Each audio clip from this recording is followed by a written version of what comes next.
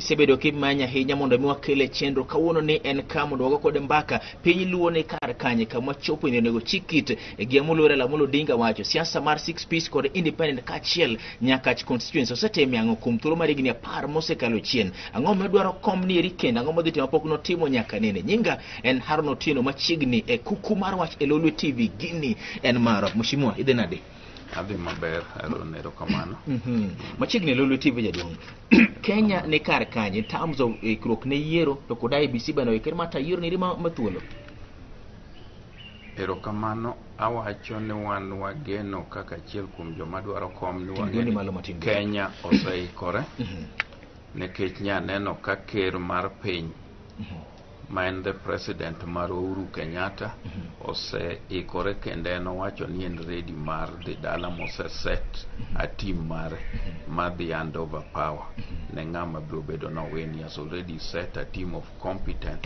and senior public officers ma oseyiero jomongirore mondo tijno ero koro wang'e ni kaka pod en jachung' marwa motelo ne yore duto mondo ng'e ni gik moko dhi maber ka ng'ama ne nyalo bedo gi toni kirwe telo ni telo mite moseyie to wang'e ni ji duto mane buoye obiro make sure tiyo gi teko ma ne omiye ma pod en go mar katiba nyako gig chieng' mo hand over power ni gik moko dhi e yo makare lakini mano dong en chiwo telo to mano ok en yiero molor Uhuru Kenyatta onge gi teko moro amora e IEBC kata ng'isi gima onego bed ni gitimo ka ing'iyo IEBC owuon ka oweyo kawo to nikech telo biro ka osetim yiero sami timo yiero ni be un gadieri ni IEBC nyalo tayo yiero mana thuolo kinene sani the president pod nigi power nikech pod en the president nyaka chieng' mo hand over ji duto mantie en ng'ama nomi teko to protect the constitution the IEBC is an independent body but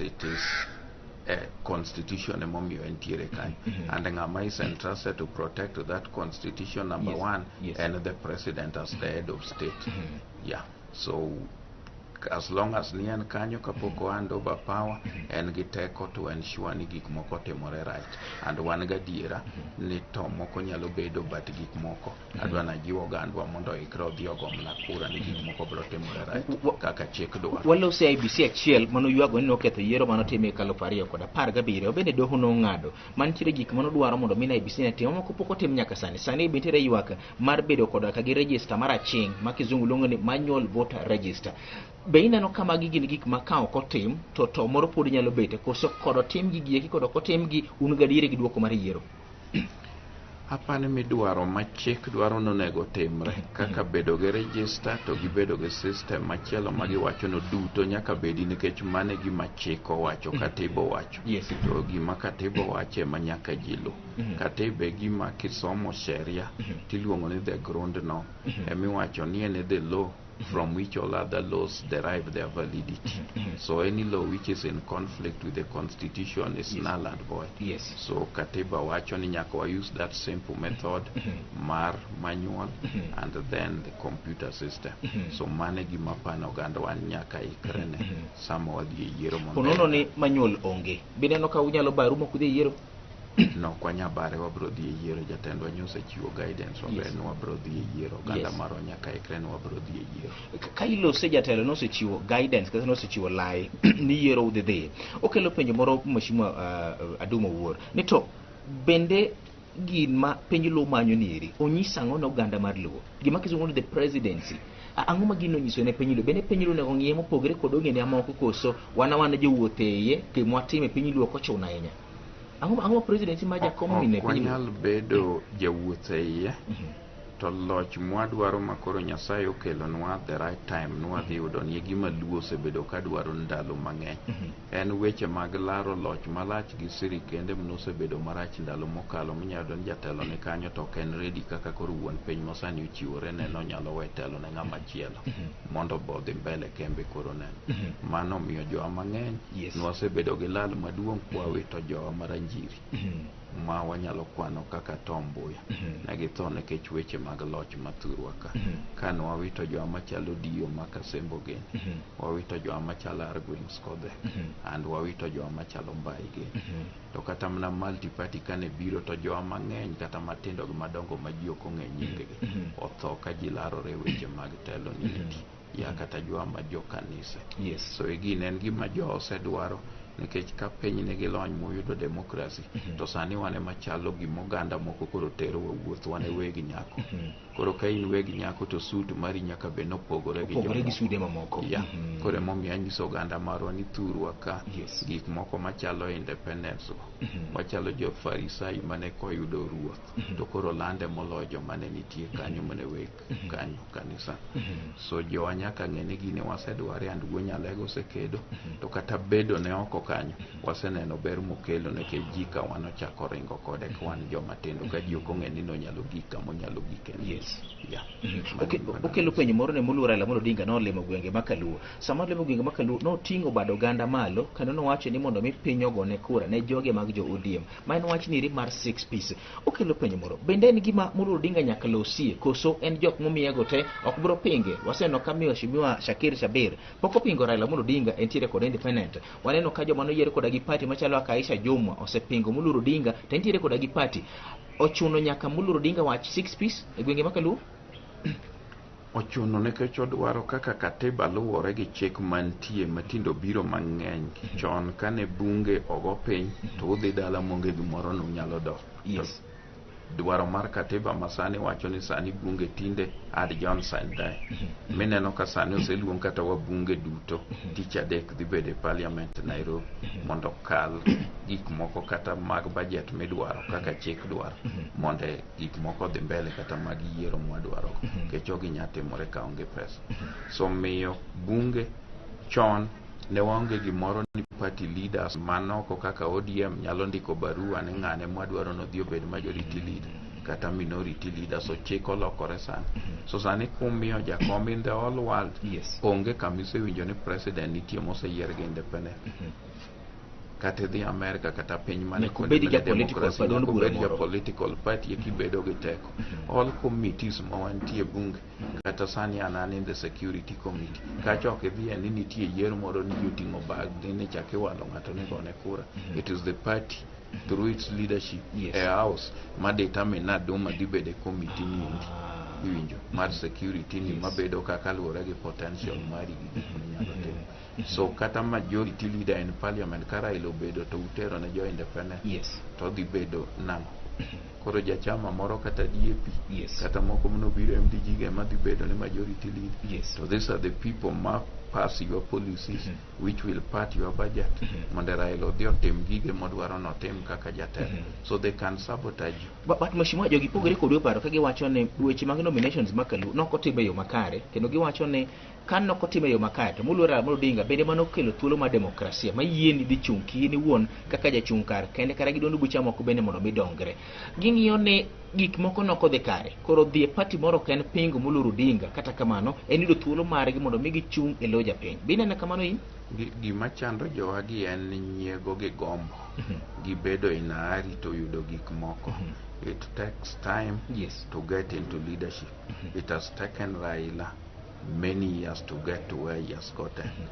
Many people nyalo nene kosegi kanyo kong'e where he has come from and the way he has run around mondo gigi kanyo, the suffering, the detention for 9 years and the sacrifices.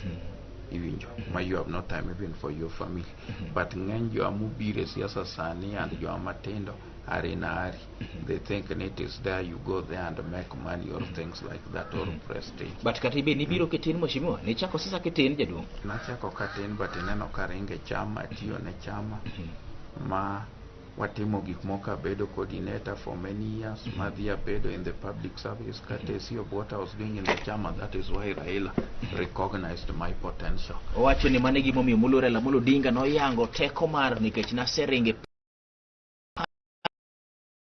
party okone joktindo mobire gini eri kanitiere kamoro magigeto. Mheshimiwa Joshua Adewuor gi ikore wacho ni IBC nitiere makare mondo mita yiero kendo ok gede bare yiero mochani bariko chikudu mara boro higa ni eri kata bed ni gik moko ni kare kata ok ni kare gintiere e debe. Mheshimiwa kiloso e wacho ni rimar ni usechung koda gi party kendo saringo godo kum thuolo malach ahinya. Okelo penyo moro ni to bende ochopo sa monego beni gwenge makaluo chiko itege mara la mulo dingo wacho mako kone left and left kone right and right koso gitiere koda gi ratiro mar pogruok gi paro. Mheshimiwa nitie gimiluongo ni kamoro dangling carrots ma joa mamoko nyobiro gi moko gin jomoko matimo ohala moko mag black moyudo gimoro to ng'iyo ni kanyo modhi omakre.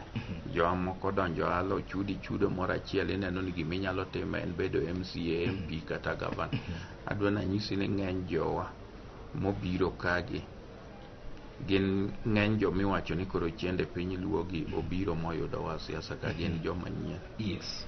Kibiro nyisa kata jomiwacho ni koro chung gavana Siaya mani nyalo chando kata rengo gin jomo biro yudo wachama kamoko wane mene watero katiri jakoma.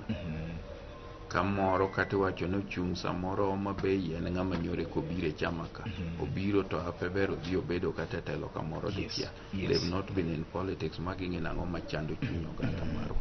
So nitie jomoko mabe bire telo nodwa no tigi telo no monde kata seche moko jomoko nigi kata cases moko monde gine kaka giumo koro cases gi ginyalo umo sama gine telo ni ok nyorgi ahinya. So nitie interest mang'eny to wacho ni mago kir chocho oganda andan gadiera marwa no ganda marwa from ndalo mane wapane piny tek kanyo osechungi wuo Nyalego kendo gidhi chung kode kech nyalo bedo mang'eny ma jomoko kitero ne gimoro to kawo kago koko but kura migoyo to gibro gone jo ODM kendo ne wuo Nyalego. Ma ok onego bed ni piny opogore kata matin. Sani piny ok onego bed ni opogore kata matin nikech mae gima wasedwar and mae opportunity ma wantiere go. Ere ber chung kod mulure la mulo dinga to nikech wang'e ni seche ma osebedo president en president mar Kenya mangima koda piny luo chung kode kod ok chung kode seche moko gima mano nyalo kelo pogruok malich ahinya onge koso nitiere gimoro ma unu neno ma wang' japiny samoro ok ne. Mheshimiwa nitie seche moko ma ka in but jatelo to nitie ng'injo manyalo lwar minyalo kwan to Raila ben jatelo mwa osene tije monyalo timo kata koonge kane en minister mar road waneno the infrastructure barabara magerore pinywa mar Luoland mosetimore kata makondela gi bypass gi ng'ato nokong'en ne ginyatimore magi ne gin pache duto.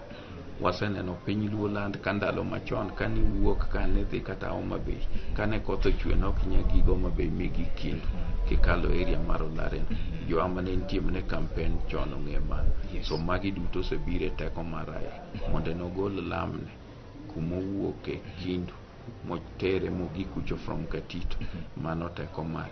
Atiyo Bondo as a town clerk and when I was in Bondo as late as 96 all these roads makoro inyalo wuok Bondo tidonjo Siaya tidonjo Busia road gi lam ne onge mowuok madhi Luanda kotieno gini.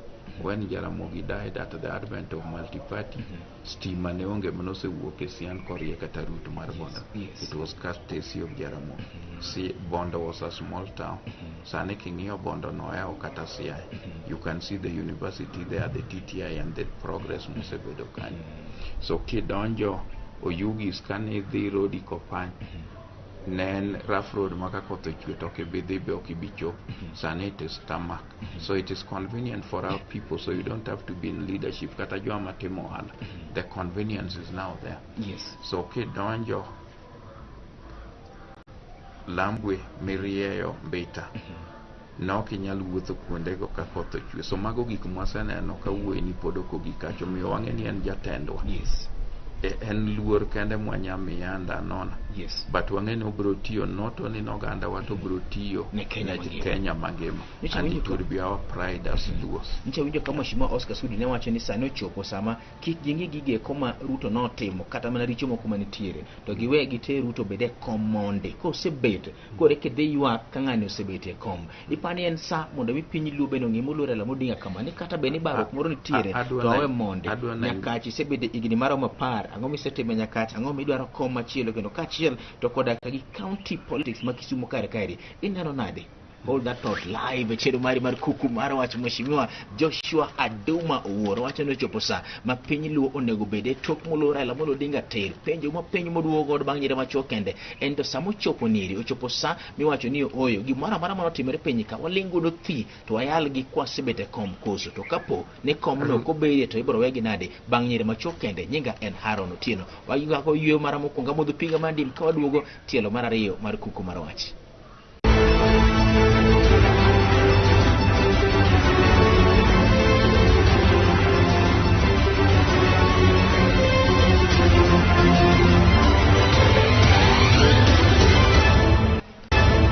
Achiel kachiel chenro mari mar Kuku Mar Wach Lolwe TV chenro mari mabiro sani erisa degi nus mar otieno wago kodi mbaka kaka wuono ni wendwa en Mheshimiwa Joshua Aduma Owuor en jaod bura ma Nyakach higni 10 ka entiere constituency ma Nyakach ka jaod bura mare molocho to manyo koma machielo kendo ang'o mosetimo ang'o modwa timo sani jo Nyakach constituency owacho ni Haron gini wase ringe igni mathoth mokalo jok mobiro sani gieki biro mana gi lier to gi kia kuma piny ni eri no wuoke okela penjo ma penjo samwa dhi break Mheshimiwa nito Mheshimiwa Oscar Sudi aneno wacho ni gikongi ter wuor getelo monde kapo ni koko montiere gwenge to giyal ka jose donje kom ipani mane gimone go benti mere piny luo to kapo no bare to moko los gik matendo igre timna gima adwaro na wachi ne oganda marwa kuom higni mwasebedo sechung kuom wuod nyalego nikech ong'e chunye gi dwaro mare go oganda gi sida mar raia mowinjo ando kapane paro no oselokore kuom oganda marwa tadwa na nyiso oganda marwa ni dho wasungu nowacho ni all that glitters is not gold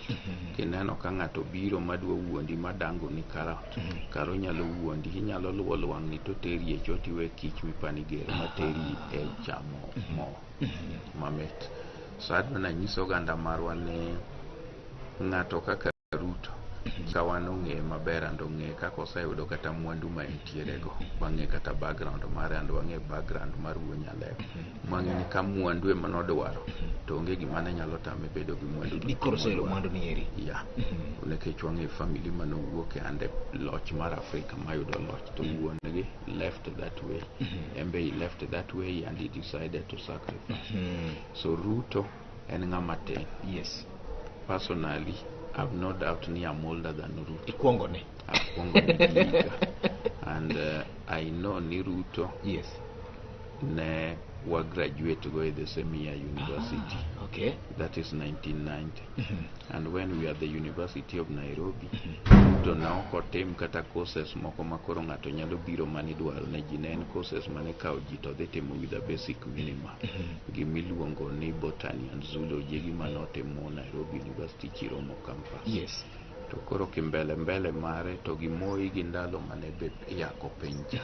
So oyako piny mobedo gi mwandu moko kochakore ndalo gasa student nikech onge kama osetie ana bwak na nyisi ni wuon nyalego nomako lweta mabedo clerk mar Kisumu kuonde mabede gi nyaka Garissa so ndalo mane wa graduate in 1990 yes. Raila nosekedo ne piny ne mosechamo iye kata higni madhi aboro kokedo ne piny and did not give up many of jowa kata momake go mamoko nochamo kata dweche auchiel kata higa achiel kama Tebageni ne okuduogo mochako bedo dhano you know the state mama Tebo yes. You know the state Marobi othoe to marwa ne to Nyasaye orito no mobedo sani marwa ne iri Nyasaye orito no mobedo sani kelonwa gino koro samo kelonwa gino nodwa donjo te ma jomoko ng'eyo where the war started dwaro ni biro ni nyalo chocho itji the people will not struggle and keep the faith for their own good so we cannot allow that and adwa na nyiso oganda wana it is not anything new e thurwa mwawuoke kaka Nyakach ne nitie ndalo machon kapod watindo mane ne nitie chama mar dume dume ne nigi sign mar dok chien isemi ka Jaramogi owe sirikal yes. ma Jaramogi started KPU geni to kanomak Jaramogi moter kate detention to ndalogo ne nitie chama mar achung' kenda ndalogo ne nitie independence kane pok obedo band yes. KANU was the single party and nitie joma nochungi independence mang'eny so they never made it in Luo because Luos have always walked the same path. Anyalo paro ni ndalo wago ne wan gi ng'atwa manochung' ne wan gi forefathers wa machalo kere wuon Owuor ma wuod Owuor was the founder of Nyakach to ndalo go Nyakach mabe ma wuoyi maranjiri mani luongo ni Nyamolo ka be nochung' no gin joma tugo to Nyamolo ka nobiro nokwenie nokoluyo maluoluo ni chung kar kende independent to nokotamo jowa kata ma Nyakach wacho ni koro gimiyo Kuto Bala lwedo Mokuto Bala manodhi monotiyo piny. So we did not look at even the regional politics or clan kat anything. So that situation in Nyakach has never changed for us. Okay. Wacho ni jogi kama biro mai biro chocho itji gin jok moko biro ling negi to nikech piny luo se wuotho karachiel ndalo mano kalo chien kendo nyaka sani piny luo pod biro wuotho kamoro achiel. Mano pacha mano paro mwacho kod Mheshimiwa Joshua Adomo Wuor MP Nyakach constituency. Mheshimiwa igni akar ka intiere jod bura ma Nyakach mawacho sigande niri ang'o mitimore jo Nyakach jadong gik masetimore jo Nyakach maduong' ahinya en ng'iyo kwe mar Nyakach ni joobet kendo jowa oriwore kamoro achiel. So kane wadonjo ne wan gi weche mag insecurity mane chando jowa minyalo bet ma jowa ne nindo gi dhok e yot tinyalo bito pod ituro dhod no tidhi kaw dheri no kata kor ka chiena to in be inegi. So mano wasekedo mano wase reduce to wasebedo gi 90% success. Pod nitie a few isolated cases nekech nitie moko mitimo within the families ma ok wanyal chungo, but sani en dhiang' mikawo kacha we have recoveries. So security osebedo kaber. Wan gi threats mosebedo chichewa machalo katito urudi kata Sondu mane joma undu ng'eny. Wasetemo mamago koro sani waduoko chien. Maga setimo by temo mondo ager kuonde ogul mama mang'eny. Kibiro katito tibro yudo ka sana agero negi modern police. Kichak idhi kamiluongo ni Ogoro Katito have upgraded odhi bedo full police station. Have upgraded Sondu Miriu to a full police station and have upgraded Ogoro to a full police station. Katito nchi waseketo 5 million ma idhi gerego. Sondu Miriu waseketo 5 million gedo dhi mbele. Ngege police post wasegero utete mag police kendo wagero warito ma recruitment wasetieko mondo improve security wa border. Kidhi Kapsorok nitie administrative center and police units wasegero for the anti-stock theft unit. Kuonde wa machalo tol mane police nitie to onge kata stima magi nyalo charge go simbegi. The anti-stock theft have upgraded masekelo negi stima kendo have fenced the place. Gisebedo ka gikonyo on recoveries mag dhok mikawo. Masani nyalo kaw dhiang' but they recover them. Very few malal. Nitie kane wadonjo kuonde mane onge access kaka Kindwa ng'eny lope wane River Nyando duogo korwa moweyo odok komachielo. So I did the game Nam Bridge kanyicho dwa kethore nyicha medo gi 2 million mochako lose nekech mondo kiro bed gi manyalo keto ngima jowa e yo maratari. So kana donjo na gero gi miluongo ni Jimolwalo Bridge ambo kethore sani we put it in another budget but okonyo jowa ne onge. Nagero Banda Bridge nitiere kanyo. Ndeche wa machalo Polo Piach which had never been used for over 30 years. Nyaka Kombudo newe loch. Sani ane manya revive gi they are now motorable. Polo Piach machalo Pend Nyakach ene momako lower to gi hapa Nyakach it connects them and it's a security road. Kwa donjo kanyo katelo mwamakore gi support mar wuod Nyalego. There was no, we managed to tarmac ndara wuok Sondu kadhi nyaka Nyakach gas ma feed so many schools in Nyakach and very many institutions. So there's a trauma center with support ma wuod Nyalego waseketo kanyo, and the trauma center is going to be done at a cost of close to 2 billion. Yamago gikmano Kenyayo. It's going to be the only hospital chieng in Kisumu County and in Nyanza with the 2 modern theaters and very modern equipment. So that is going to start operating, and I believe New Nyalego with the president biro yawe ka podo kwa gik chieng ma president and so mano nitiere kanyo. Then one gi buses kana chako bus project. Ng'eny skunde wasane negi buses mwasenyiewo negi buses. Kata mana sane nitie skunde 4 madhi yudo buses. Wan ganding'o panga monego beni juma manyien watero negi bus. Wan gi Nyamarimba Girls madhi yudo bus. Wan gi Lisana magiko dweni secondary dhi yudo bus. Wan gi wan gi Abua secondary madhiyudo bus. Kidhi to all these schools, because Nyakach has more schools nikech Joan ohero weche mag somo. There are many schools like Cherwa, which was started by Jaramogi. We have Rai Secondary, which was started courtesy of Jaramogi Oginga Odinga, kagitudore gi joma nohero somo. So in the entire Nyanza region, Nyakach has more schools. Onge constituency more outnumber in terms of schools. All these schools onge malweta pod ok ochop. All primary schools manayudo ka ng'eny gi ne gin buru. Kidhi tibiro yudo ka nyithindo koro ket tiles. There are tiles. And ng'eny gi asetiyo gi sirikal ma stima be osedonje schools te. Onge school ma onge stima. So mago wasetimo buses be watero. Nitie many schools mane wasemiyo buses mwakwano magi mwatero sani. Nitie mancha setero early in the year mane watero ne Sango Buru, ne watero ne Moro Secondary, ne watero ne Cherwa Secondary. Nitie mana setero ne buses machalo St. Alois Game, nitie Bodi, nitie Kajimbo, nitie Mbogra. So all these schools magunga we are supporting them.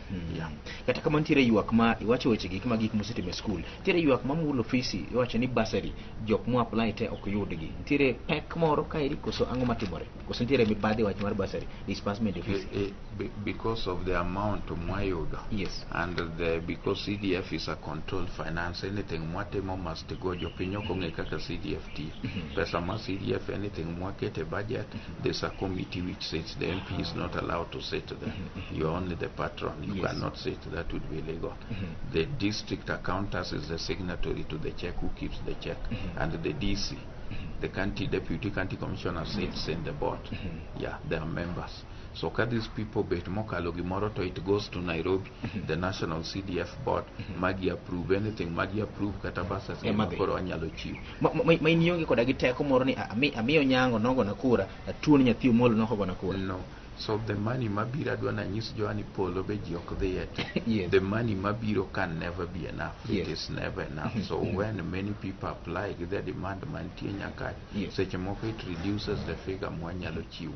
Or seche moko ji te ok nyal yude. So mago are there, but I think we've done better than all other times.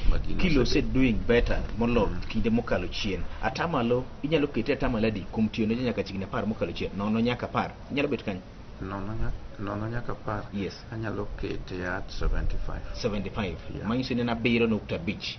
Atamalo biro nukta beach kata atamalo pira biro koda beach manyalo kete tich mar ne Nyakach constituency kaka jaod bura mari kum thuolo mar higni apar mokalo chien. Mheshimiwa kisetiyo miyudo atamalo pira biro koda beach. Ang'o mimanyo kom ni kendo Mheshimiwa? Dogo ne giwe dhi dal. No podo kurumo nitie gik ma pod wadwano watim ne jowa ma pod wan go in the projects. There is the issue of security and insecurity ma pod ok watieko.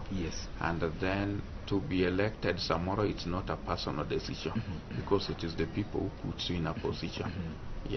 Koro jopiny ma pod dwaro na dhi mbele. So I'll continue. Ma ito yonge gimoro wacho ni maya mochuno ni nyaka dogi? No. Mheshimiwa king'iyo Kisumu County, telo mar Kisumu County, tiere ywak mosebedo ni Kisumu County oti e dier town ka iri kende. In kaka jaod bura ma Nyakach, ko iweyo ni okija party mar ODM. Bineno ka Kisumu County tiyo e Nyakach kata oko ma town ni?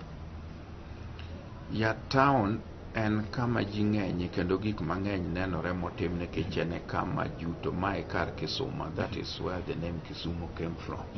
So en kama ka wendwa duto biro to kuongo gore.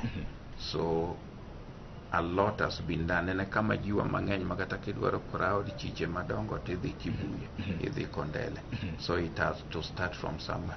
Development has to start from somewhere. So a lot has been done in Kisumu by the county government, the current governor, because it entails even reallocating the people, and it is not easy. Some reallocate the people no jimang'eny mane timo ohala matindo tindo. Moko samoro bedo gi ywak. But iwacho ni ka samoro muoch ok ka ito kinya bedo gi nyathi. To sama muoch ka ite ywak, to sama inyuolo nyathi to you smile in So in a place like the other sub-counties, a lot has also been done by the county government because they have mandate like on ECDs. In many schools they have done ECDs. in many markets like Atito, Moroni, Kombewa have been upgraded into towns. So they put money into those places. So maybe the development have not reached where the people expected. There are many markets that are building. Like we have the Paponditi market, which they are doing, although it has been slow, and we hope it will be facilitated, but they are doing something. In Nyakach, Paponditi, sub-county hospital, they are doing a modern theater. Many also bedoka chandreka again difficulty kata anyone that would not work, you see.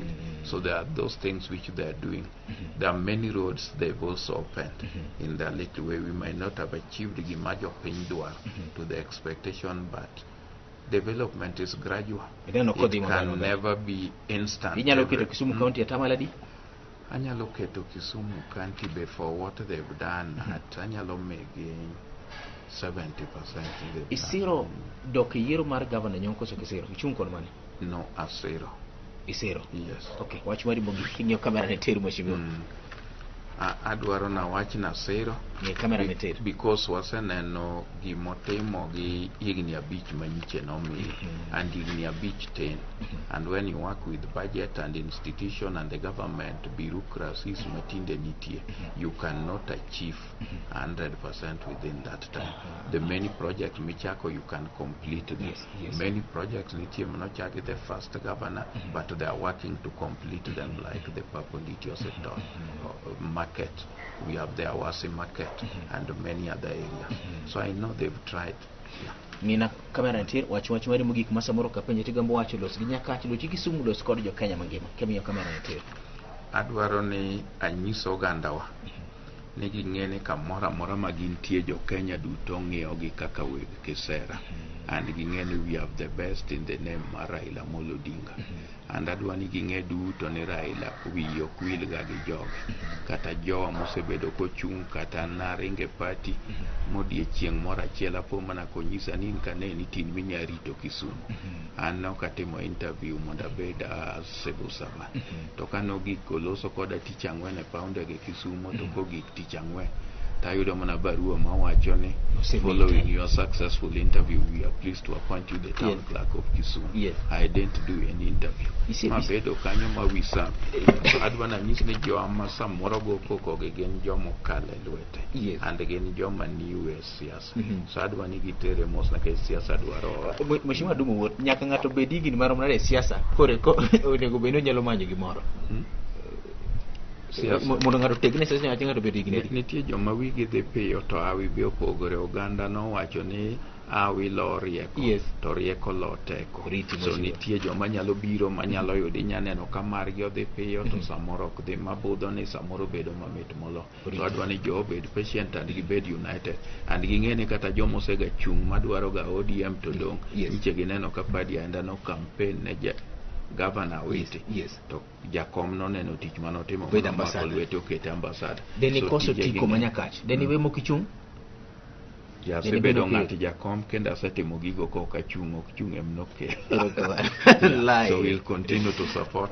Wachako dogo timu kene chieng' machielo mane machopa giko machielo mare mar Kuku Mar Wach wendo ane ni Mheshimiwa Joshua Adumo Wuor jaod bura Nyakach constituency. Oriti bedo gutino bedro kamane ne Zerubabel mane tiere production kamera mokungo kachiel kod office nero mar Mheshimiwa Adumo Wuor mane miyo twagni obedo kare. Nyinga en Haron Tieno ibedo gutino maber.